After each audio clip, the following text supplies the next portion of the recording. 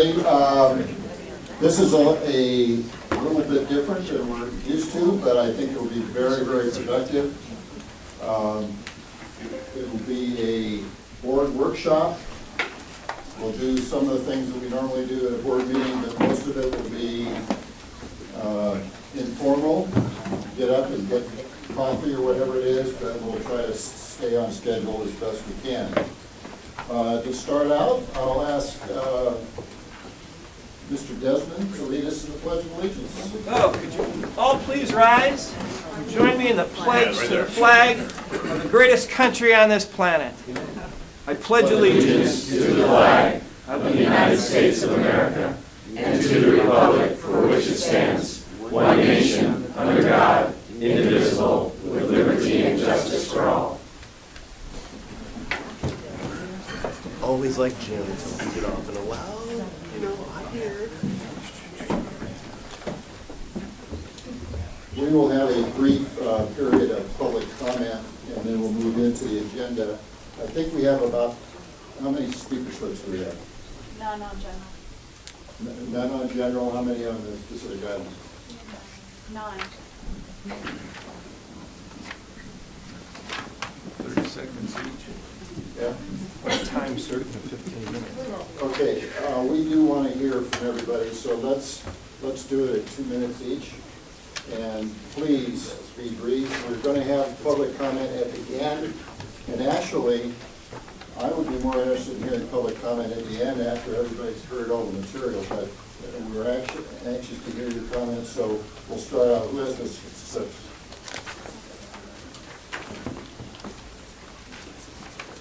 And 2 minutes each, please. And Gretchen Newsom.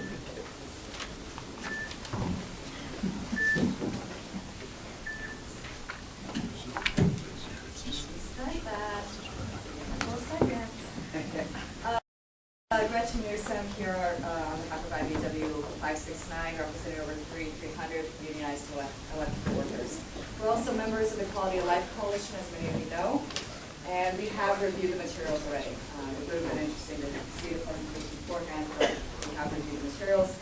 Heading into the 2019 RTP cycle, we try to be cautiously optimistic that we see bold ideas to modernize our public transit infrastructure and set us on a path to aggressively reduce greenhouse gas emissions.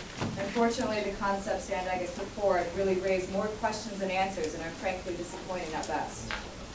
We acknowledge that this is a starting point, but judging from these preliminary concepts, there's much work to be done. Hopefully much of that will be done today. These are the questions we like to ask and pose. How do these concepts meet the City of San Diego's greenhouse gas and mode share targets? How do these concepts meet state climate targets? How do they reduce air pollution and environmental justice communities as required by AB 805?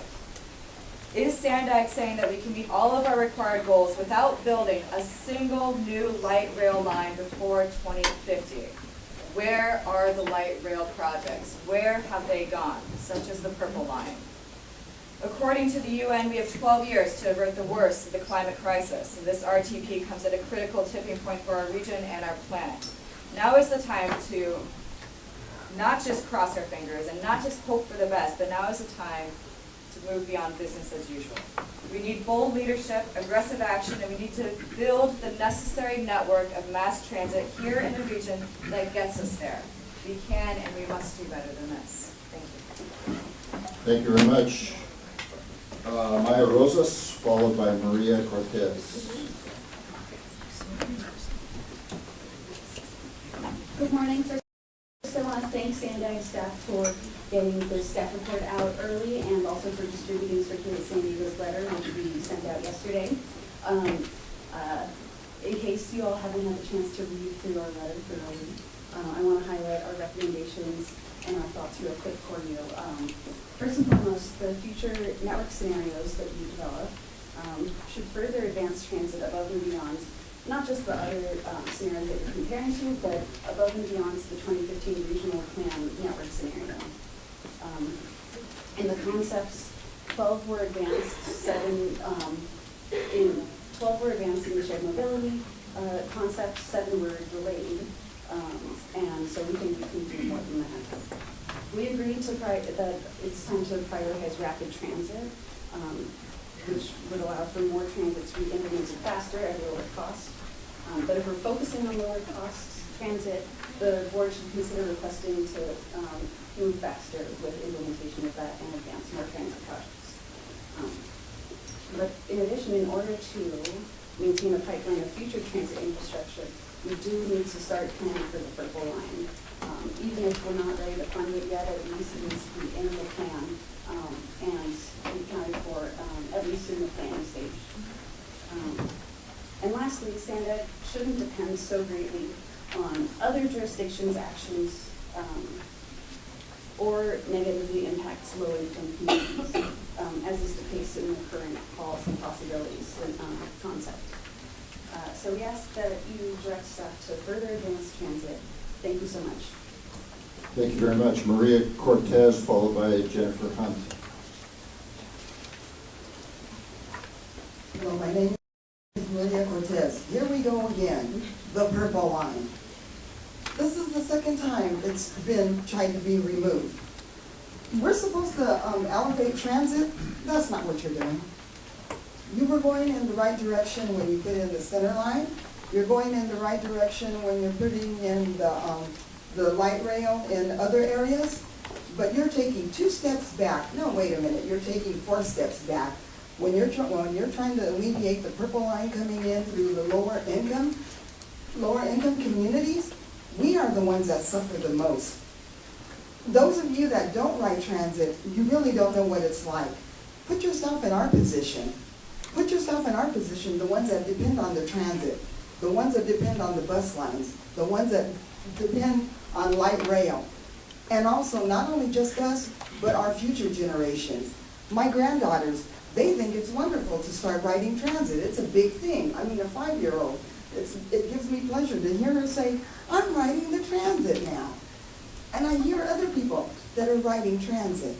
The adults that love the center line, they also want the trolley. I want that Purple Line to come in, not only just for me, but for my community, because our communities are the ones that suffer the most. I'm glad that, yes, there's buildings that are going to be going on along the transit lines, but what good is it going to do when they can't take the Purple Line? Those of us that live south of the 8 really are impacted the most. So don't listen to what other people are telling you, because yes, I do watch the TV and I do follow my elections. Don't follow what other people are saying. Follow what we, the community, are saying, because we are the ones that ride that transit. And by God, that Purple Line is going to come through, because the fight has just begun. It's not over yet. That center line, we said was complete. It's not complete. Just like I told everybody, that center line is only going to be complete when the trolley comes through, and it will come through. Thank you. Thank you very much. Jennifer Hunt, followed by Clint Daniels.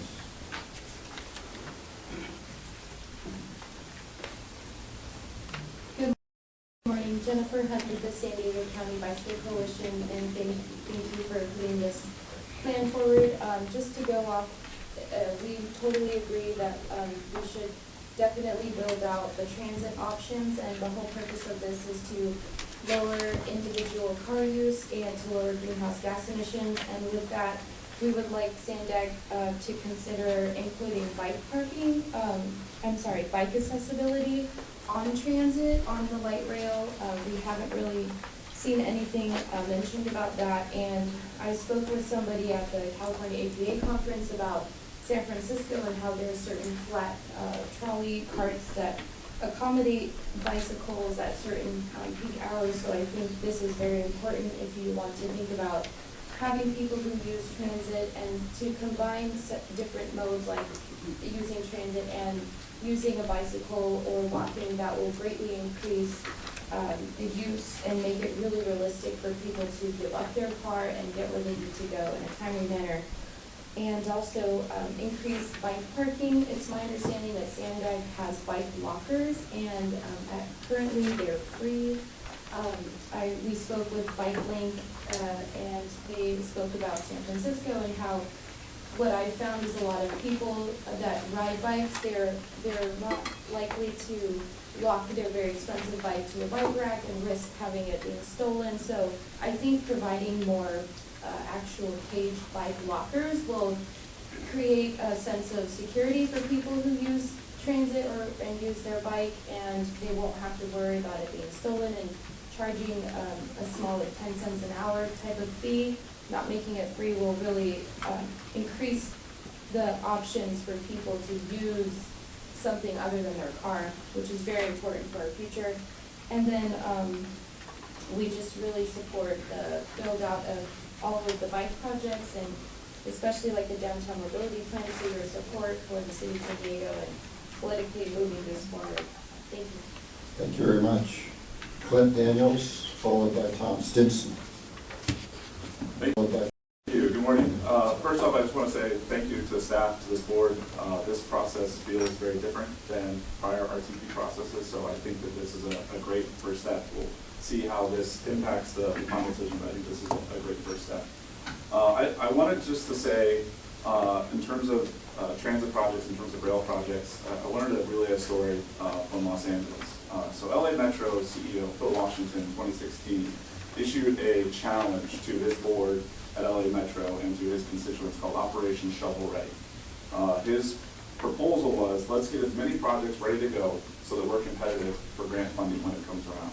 His initiative paid off in spades last year. LA Metro received $400 million for their rail and transit infrastructure program. MetroLink received $700 million for their MetroLink enhancement service.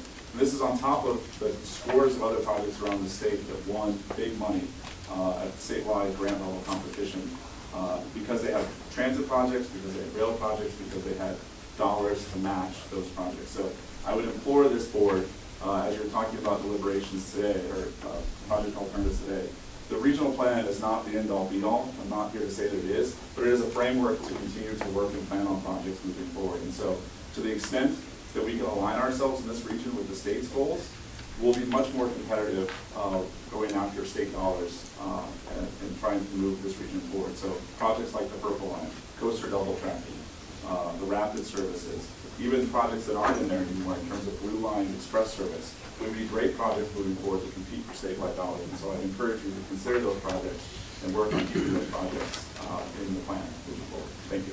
Thank you very much. Tom Stinson, followed by Carrie Platt.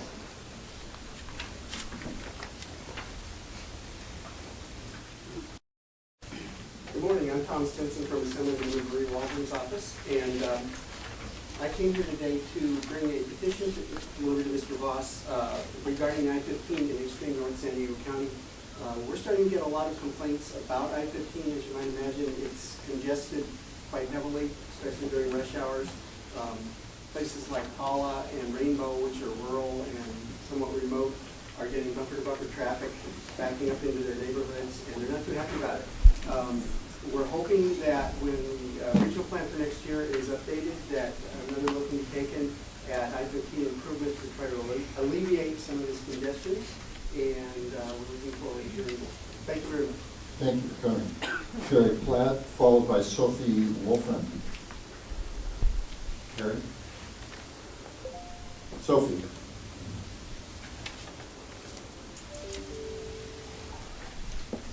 Good morning. Good morning. I'm Sophie Wolfram with Climate Action Campaign. We're also a member of the Quality of Life Coalition. We're engaged in this RTP process because we care about maintaining a healthy and habitable planet and building fair and just communities. And we know that making walking, biking, and transit real transportation options is a way to act on those values. So we're concerned that two of the three concepts we're starting this conversation with would not achieve the SB 375 greenhouse gas reduction target of 19%. For the board to have three meaningful options to consider, all three would at minimum need to meet that target. Performance measure 2A looks at mode share across the three concepts, and it shows that the proposed transit projects don't do enough to complete a network that makes transit an attractive alternative to driving. Average peak period travel times to work in the performance measures for transit is consistently over double the time it takes to drive alone. If that time doesn't get closer to being competitive, why would people choose to take transit?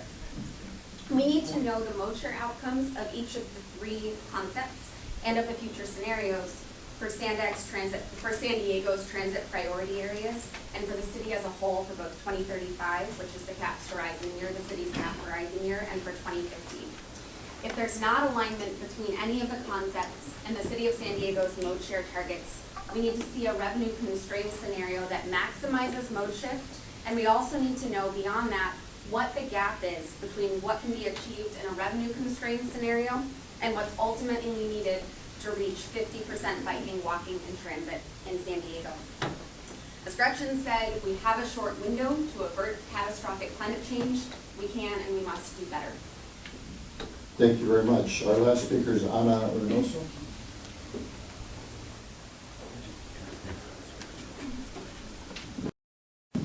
Hello, my name is Ana Reynosa with the Environmental Health Coalition. I just want to say that I think the added time that we have is really needed when we see how much work these concepts need. While these concepts are preliminary and we do understand that, the direction that the RTP so far is taking only shows more business as usual.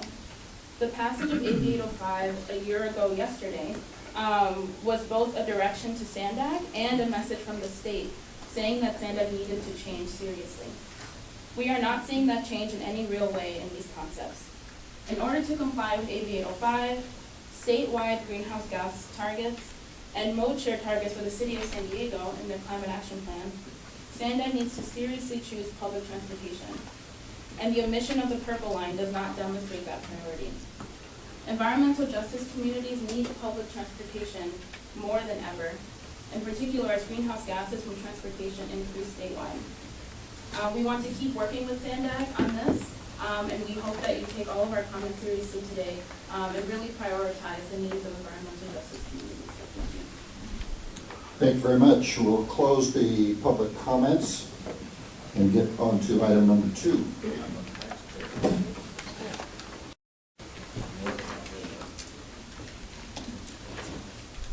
Thank you all for coming and giving us a public comment.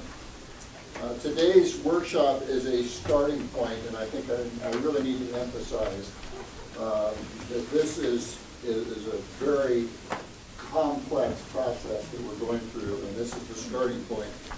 We are attempting to get public access and comments, but get our board members to begin thinking about all the issues and give us feedback so that we can begin putting a good product together. So I wanted to stress that this is the beginning, and we've also extended our public outreach period, our time frame, to allow for as much public interaction and also for our board to have a time to digest all these issues. It's very complex.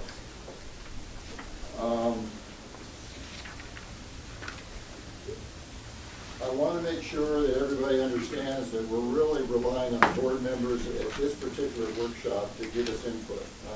I'm hoping that in this format, we can hear from everybody and begin recording your priorities. You represent your cities, your constituents, and we're particularly interested in what is their appetite for transportation, what is realistic from your perspective.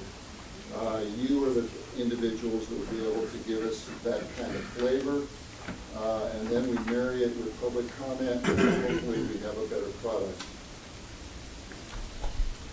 Our process is that it comes from our whole effort and also from our plan of excellence, which said we wanted to be a little, make progress in transparency and hearing from people, and so the whole issue here is to do even better than we've done in the past. We will look at some of the network concepts today and discuss how various assumptions impact the performance of those concepts. Staff has prepared 3 very different transportation concepts to begin the generating discussion. Those aren't the only concepts, but those are the beginning that we hope to start the process. We are not being asked to select a network concept today. We will not be doing any decision making. We are basically seeking input, seeking so we can improve what we have. We are starting a process which will include a series of 6 public meetings. We may even add one. We're adding one. Taking all this input into account, staff will bring back some network scenarios for us to discuss in December and January. Many of you will be participating in the open houses and community listening sessions that we will be scheduling and other meetings to seek input on transportation concepts. I want to thank you for your help in making this outreach effort, and I will turn it over to Colleen Clementson, who will lead us in the process. So, Colleen.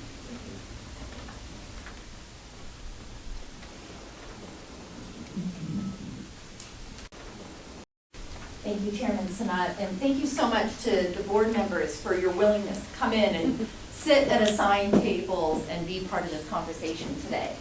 I have a short presentation to sort of set the stage, so we're all kind of at the same starting place for the discussion today. We want to make this short and provide as much opportunity for all of you to provide input. So just as the chairman said, we are at the beginning a discussion phase. We are so happy that there's already been a discussion. And we did try to post the staff report much earlier than usual because we know this is a complicated process. There is a lot of information that goes in to even putting these kind of what-if scenarios together for you to be talking about today. So here's what here's the game plan for today. Set the stage. Then we're going to have 20 group discussions. We are going to have 3 20-minute discussions, and we've broken that up into specific topics. We've already done our public comment. Then we are going to engage you in a dot exercise where you can tell us kind of what you've heard, what are the things that you think should be emphasized in a transportation network scenario that we would bring back to you, or a series of scenarios that we bring back to you. And then we'll wrap up with next steps, and the goal is to have you provide all that input and wrap up before noon today. So that's the game plan. So setting the stage, we just completed the regional growth forecast with the input from all of you. And what this map shows, if you can see, this is where we live and work today. So this is 2018, where we live and work today. The blue dots show where the jobs are. The orange or yellow dots show where our housing is. And one of the things that you can notice just by looking at this is that we don't have just one job center. We have several job centers. We are focused in the urbanized areas of the region. So we live and work within the most urbanized area of the region, and more than half of the region is identified as open space. When we look at where growth is projected to happen between now and 2050, this is based on input that we got from the board of directors on what assumptions to build into the growth forecast, as well as each of the local general plans. So if you look at this map, again, it shows where the blue dots where the jobs are expected, the additional jobs will be added, and then the orange dot, additional housing.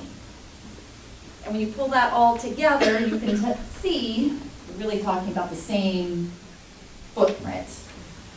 And when you compare 2018 to 2050, the growth is really happening within the urbanized areas. And most of the people are already here, and most of our infrastructure is already here. So our challenge is to figure out how do we make the best of the infrastructure that we have today, and what investments will help provide the transportation for the future. So that helps kind of set the stage from the land use perspective. This is just sort of the given, and this is our starting point as we think about the transportation network. A few things that we shared with the board over the summer: construction costs are up. Construction costs are up 15 to 20% from the last time that we did a plan. So that has an impact on what we're able to afford. The second piece is that the revenue scenario that the board of directors weighed in on over the summer is about 16% less than the revenue scenario we had in the previous plan. So we're working with about $180 billion and putting the plan together, where last time it was over 200 billion. And just to break that down a little bit for you, the 180 billion, about half of that can go toward capital projects, and the other half goes toward operations. The third thing that has changed since the 2015 plan is the state greenhouse gas reduction target. So the last time we did this plan, the target that we had to meet was a 13% greenhouse gas reduction target per person by the year 2035. Now that challenge is much larger, and we need to reach a 19% per person greenhouse gas reduction target. So because of those three factors, the concepts that we're bringing to you, and you would ask us to do something really different, try to give us something where you can see some comparison in them, really re-envisions the transit network, re-envisions highway projects, and not one of these concepts includes all of the Transnet projects. That is not to say that all the Transnet projects couldn't be built under a scenario, but that's to say to do something different, to show you something different, that all Transnet projects were not considered in all of these scenarios. Okay, so capital projects in all the concepts, and we don't always do this, but for all the board members, and we do have copies of this available outside too for other folks who are interested, we provided you with a paper copy of the staff report, which lays out, starting on page 6, that lays out all the projects that kind of came together to make each of these concepts. And just to kind of help you so you don't have to read all through that right now, all of the concepts, A, B, and C, they all include the regional bike network. They all include managed lanes on I-5, 805, State Route 78, and State Route 52. They all include increased frequencies in the trolley line, so this is increasing frequencies on orange line, green line, blue line, really the core of the trolley system, as well as increased frequency on coaster and sprinter. All the concepts include rapid bus on the managed lane corridors, general purpose lanes on the 56, and all the concepts include an airport and border intermodal transportation center. So those are some of the big common projects in all the concepts. Just to give you a picture of what we're talking about, so there's concept A, B, and C. And again, these are what-if kind of scenarios. Concept A is a network of rapid bus projects. So corridor rapid bus projects, community-based rapid bus projects, as well as services that help with that first and last mile. And I think we've heard some public comments about rail compared to bus transit. This option does not include any rail. It really re-envisions the rail projects as rapid bus projects. But it's also important to say, just because a project isn't in one of these concepts, no projects are off the table. This is really meant to be part of a discussion. The second concept, concept B, connected corridors, this is really about building out the managed lane system that has started in the San Diego region. So managed lanes on all the major highway corridors in the region, and making improvements to the highway network. So that's the emphasis in concept B. And then concept C builds on many of the projects that are in concept A and adds in a number of programs, pricing strategies, and technologies. And the idea behind that is to give you a sense of how sensitive some of those kinds of programs and policies are in helping to maximize the investments that we make in the transportation network.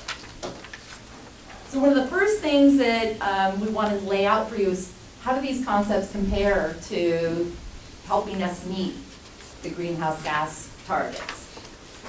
So A, B, and C, and just to start out, for the 2015 plan, we were required to meet a 13% reduction target. All three of the concepts that we've laid out would meet the target that Sandag is required to meet for the 2015 plan. All three of the concepts actually achieve a 15% greenhouse gas reduction target. And as I mentioned in the beginning of the presentation, we're now being asked to meet this 19% target, which is really, this is going to be tough. This is really going to be difficult to meet. Concept C, because of the policies and programs, gets us to 19% and actually to a theoretical 22%. And as we go through and talk about some of those policies and programs, that's a theoretical ability to achieve something like that. It includes not only investments in carpool and van pool, and also really trying to encourage the use of technology and connected and automated vehicles. It also includes some pretty significant pricing tools. So tolling on lanes, tolling on managed lanes, and even a vehicle mile traveled fee. And so that's what gets us to that higher level because it starts to influence behavior. Also keeping in mind, while maybe some of those, these ideas could be possible, some of them will require changes in laws. And when you start pricing, that can have a really negative impact on lower income communities more so than others. So some of the things that we'll have to be looking at is not only the greenhouse gas targets, but what happens with Title VI. And then we also know it's a really important thing for many of you, how are we addressing congestion? And later in the staff report, and I'll just point to the pages in case you're interested, starting on page 42, indicates how each of the concept ideas perform. And as was mentioned in some of the public comments, oftentimes it's difficult to see because these report out at a regional level. If you're looking at corridors, you may see bigger differences, but all of these measures are reporting out at a regional level. Okay, so with that, just to talk a little bit more about these strategies, and we'll talk more about these in the groups, but there's really three categories of the strategies that were called out in scenario C. So these mobility management strategies, which are really kind of incentive-based, technologies, which are things that we can invest in to help with congestion, but also looking at how safety can be addressed through technology, and then the potential policies. So not only congestion pricing and tolling, parking fees is another one, and then a third option, and I think we saw a really great example of this this past week, was reduced transit passes. So investing in reduced fares for transit, we saw a big uptick in transit ridership. Was it 42,000 riders, the additional riders that we had? Okay, so just to kind of let you know where we are in the process, and then I'm going to ask Ray Major to talk a little bit about how our model works so that will set the stage, wrap up setting the stage for you all. This summer, we received input from the board of directors on the revenue scenario. We're here in the fall where we are talking about concepts for discussion. This winter, we plan to come back with input, once we get all the input from all of you in this discussion, to come back with scenarios, transportation network scenarios for you to discuss, with the goal of having a selected scenario in March and April. So that's the timeline we're working with, and I'm going to ask Ray Major to come up and talk a little bit about the model, and then we're going to jump into the group discussions. Thank you.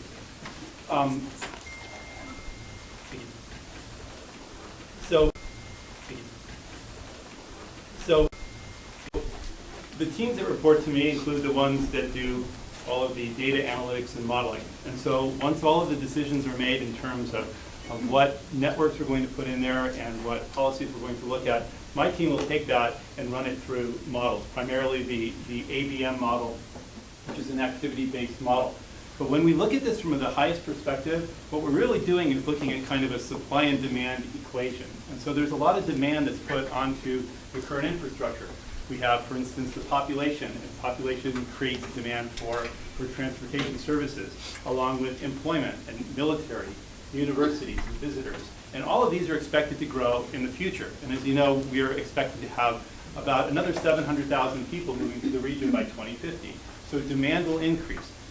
Currently, we have about 83 million vehicle miles traveled per day on our roads. That's expected to go up to about 100 million by 2050 at the end of the forecast. So that's the demand side of the equation.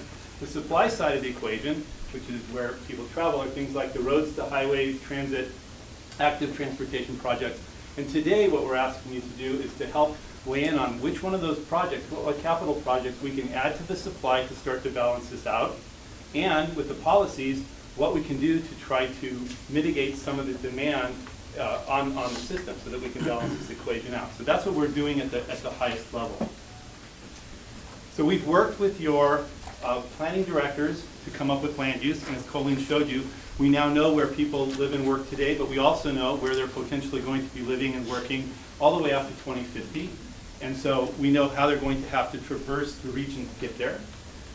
We know how many new people will be coming to the region. We brought to you the demographic and economic forecast. We also understand the existing transportation facilities that are in place. The vast majority of the facilities are already in place. 75% or more are already on the ground. So what we're talking about is the delta, adding to that. And then we have environmental constraints that are all in there. Today we're talking about adding policies and the new transportation facilities. And what we'll do is we'll put all that into a model, and then we're going to come up with those scenarios that you'll be looking at later. So at a very high level, how the model works. It takes the people who are here in San Diego, 4 million people who will be here by 2050. We have 3.3 million people here right now. And we calculate where they live, and then based upon the choices that they have. So for instance, if they have more choices for buses and trolleys and more buses and van pools, for instance, then there's a higher propensity for people to take that. If we build additional freeways, they would be driving on the freeway. So there are these mathematical models, literally hundreds of equations that we solve for each one of the people within the region to figure out how they're going to get from one place to another, how they're going to shop, what mode they're going to take, for instance, and how the infrastructure impacts that. So once we have all of the input from you, we'll put this through the model, and we'll work out these equations. The important thing to remember here, though, is that these equations are interrelated with each other. So for instance, if you invest in van pool, but there's not a big investment in managed lanes, then we have nowhere to run the van pools necessarily. So a lot of these things work in conjunction with each other. And we'll be talking a little bit more about those at the breakout session. So it's a very complicated model. We'll be coming back with you with whatever scenarios you request us to do. So with that, I'll hand it back to Colleen to go through the exercise. Okay. This is great. We are right on schedule. So this is what we're going to do. Did you sneeze? Oh, good. Okay, good. Okay. So now what we're going to talk about, we're going to have a 20-minute session. We have a staff facilitator at each of the tables. So here at this table, it's Jim Linthicum, Mug Stoll at the table here, and Ray Trainer at this table.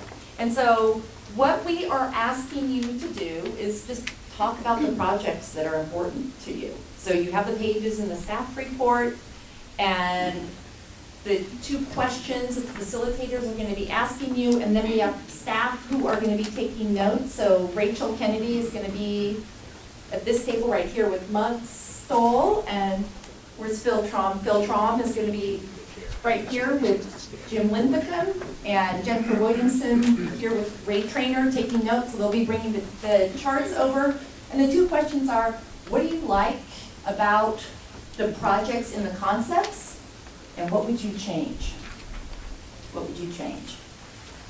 Okay, start talking. It's like it got really quiet all of a sudden. This is the time to talk. Stand up, move around. Recording paused.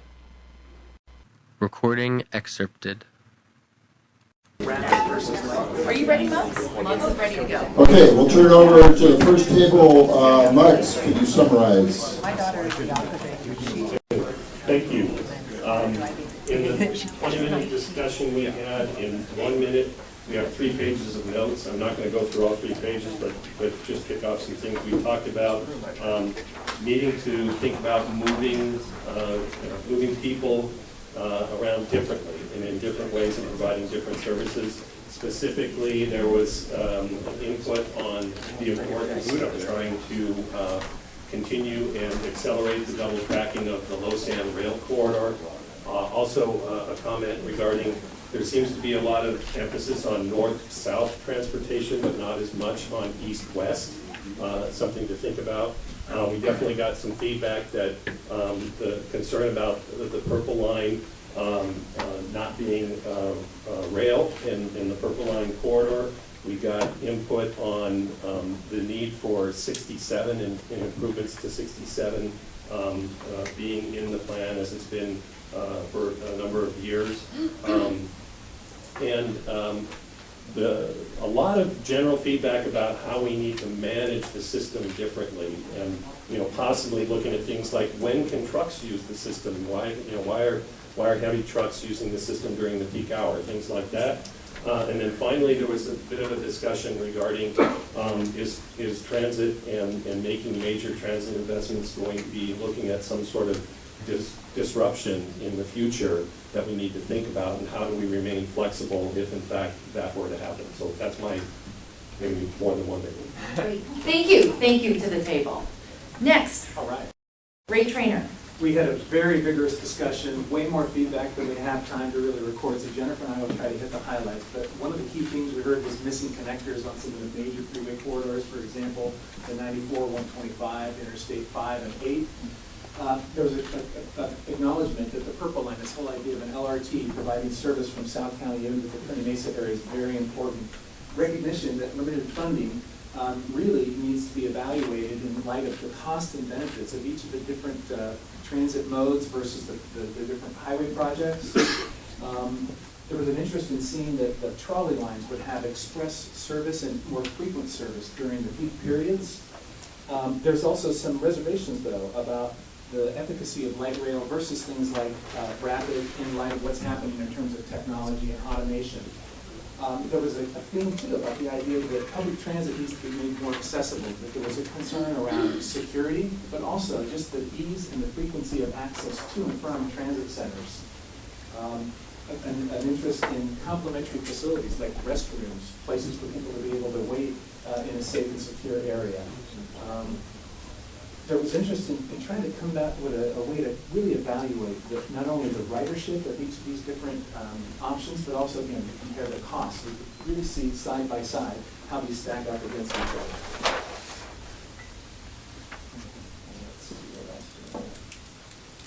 other. Autonomous vehicles, they can, left alone, can actually start to result in increased traffic.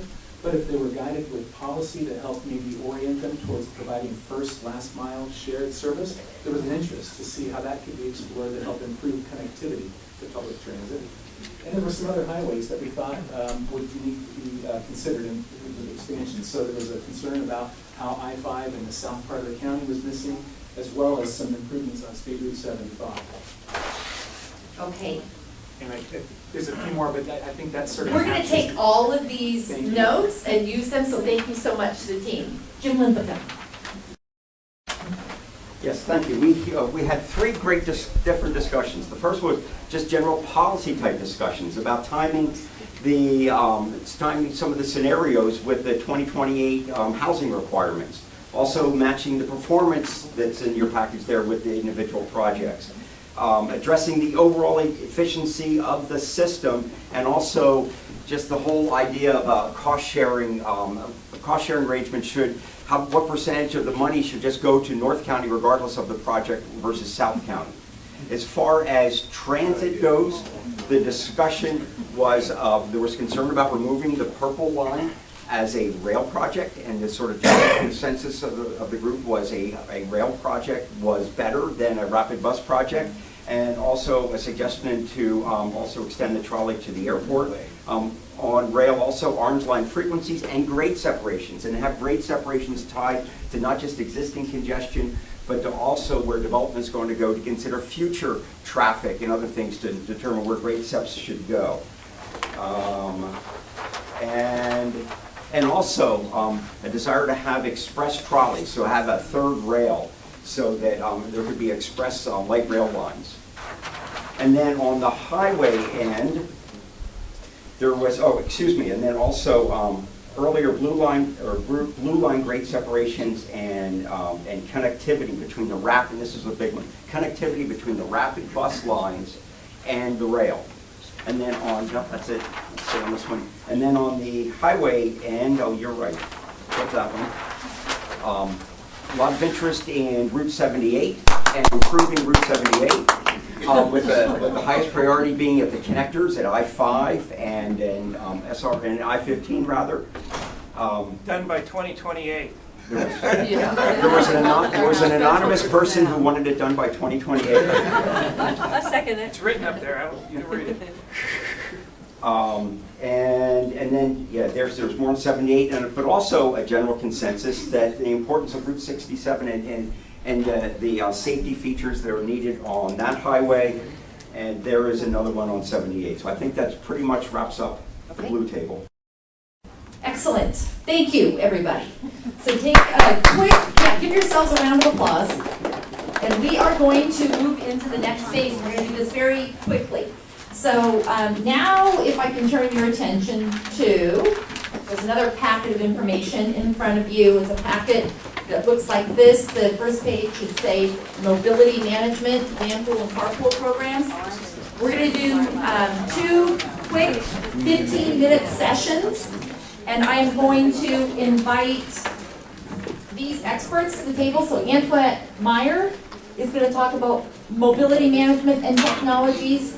James Dreisbeck-Toll is going to go to this table and talk about mobility management and technologies. And then we have Rick Curry, raise your hand. And Rick, you're going to go to this table and talk about the policies. So we'll set the timer now. Each of them will give you a very short presentation, and then we're going to have the facilitator ask you 2 questions about the policies, programs, or technologies that you just heard about. And then we're flipping. And then we will flip. So for those of you that are hearing about technologies and mobility management now, you'll hear about the policies in the next 15-minute session and the reverse. So with that, we're going to be going through these and asking you which strategies do you think are worth considering. Are there any strategies that you are reluctant to use? So those are the 2 main questions that the facilitators will be asking you after you hear the short presentation. All right. So you've got the Recording paused.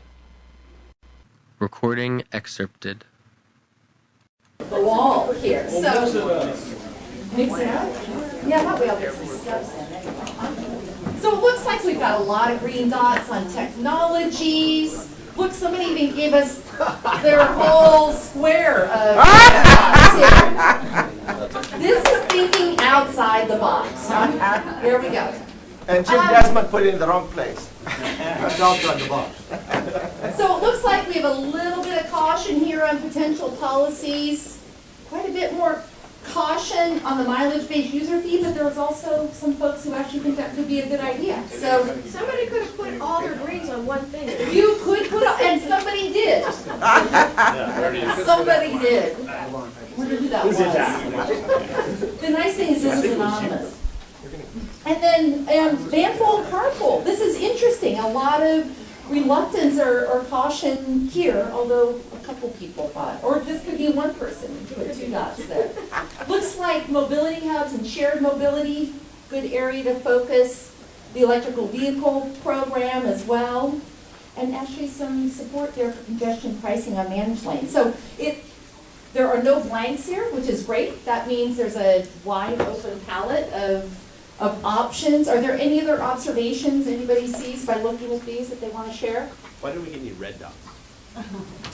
You must have stepped out when you talked. I did. I did. That comes at 78. Oh, that's actually funny. So I think this really helps us a lot. I think that obviously there's a wide palette to work from. We've got pages and pages of notes on projects. And although the facilitators were only able to report out some of the highlights, all of these will be part of the public record.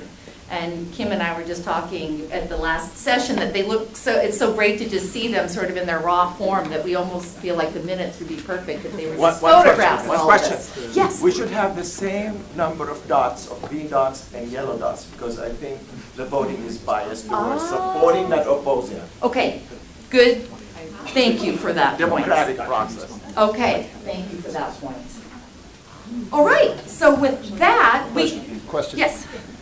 Will the board members see this material summarized or put together? Is that the process? Or? Yes. Excellent question from the chair. Will the board see this summarized? Yes. And so we're going to be summarizing all of that today. We actually are planning to give a report to the Transportation Committee on the 19th, where we'll be reporting out some of this, but this will also come back to the board as part of the meeting minutes. So we'll be sharing it there. I don't know if you want to add anything to that, Kim. And I think what we envision is actually to get this and to, take pictures and synthesize this and come back to you guys at a board meeting and say, here's what we heard, and you got it right or not. Your next step is really going to be, okay, these were concepts, and to really give us feedback on, I want to see a scenario that includes this, that hits this, that hits this, that hits this. Obviously from a, I don't think we want to run 20 scenarios. I think it's going to be hard to distinguish, but some meaningful things that you want us to take a look at in more detail. I'm hearing things like, hey, can you show me how these things perform in different corridors? How we're how transit performs in corridors, how congestion is relieved if you do improvements on the 78 or the 52 or whatever. So I do think we need that more feedback, and we need to make sure we've heard you and we're able to capture that and then use it in the next round. But you're going to get this thing at least a couple more times before there's anything final. You're going to have. Thank you for extending the period for us to kind of do this and listen to you, listen to the public, and come back to you. Okay. Next step. So a few things on next steps. The review of the concepts finishes up on Halloween.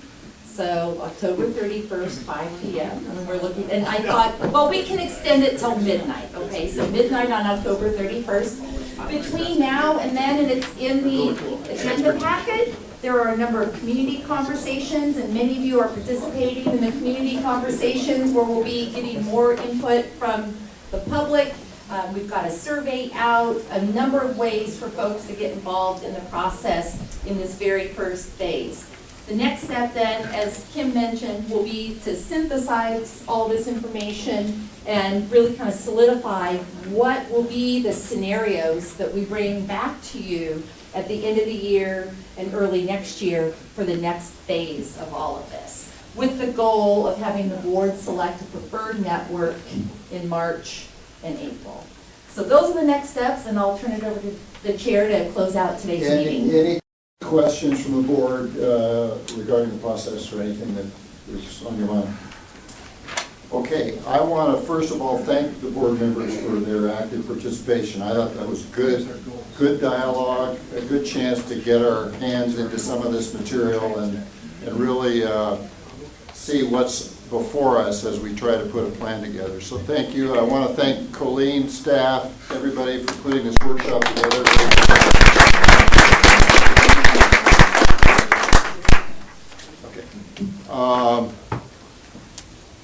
We have one other speaker.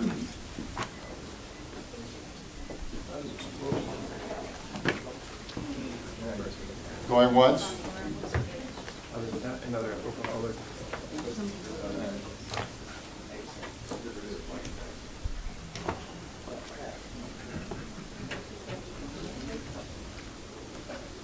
While we're waiting, I thank the members of the public who stayed for the workshop and who made their comments. Really encourage you to participate in the workshops that we're going to have coming forward. Please spread the word to folks that we're having these workshops, and there's also the survey that I think Colleen mentioned online, so please do that. We have a public speaker, so Carrie, can you 2 minutes? Yeah. Thank you. Hi, I'm Carrie Platt. I'm representing Cleveland National Forest Foundation. And Board of Directors, I just wanted to check in with you if you've received a copy of CNFF's letter requesting that a complete transit network be modeled within the urban core. I'm asking because CNFF sent a letter asking you to model what the public has been asking for, and that would be a solution to the climate crisis and the housing crisis. We have yet to begin building a system with 50% transit, bike, and walk mode share, which by every professional estimate would go a long way to solving the housing crisis. And we would really like to see this action taken when you're actually modeling the scenarios, just to consider a complete transit network in your scenarios. Thank you. Thank you very much. Anything else? We are adjourned. Thank you for coming. That wasn't too bad.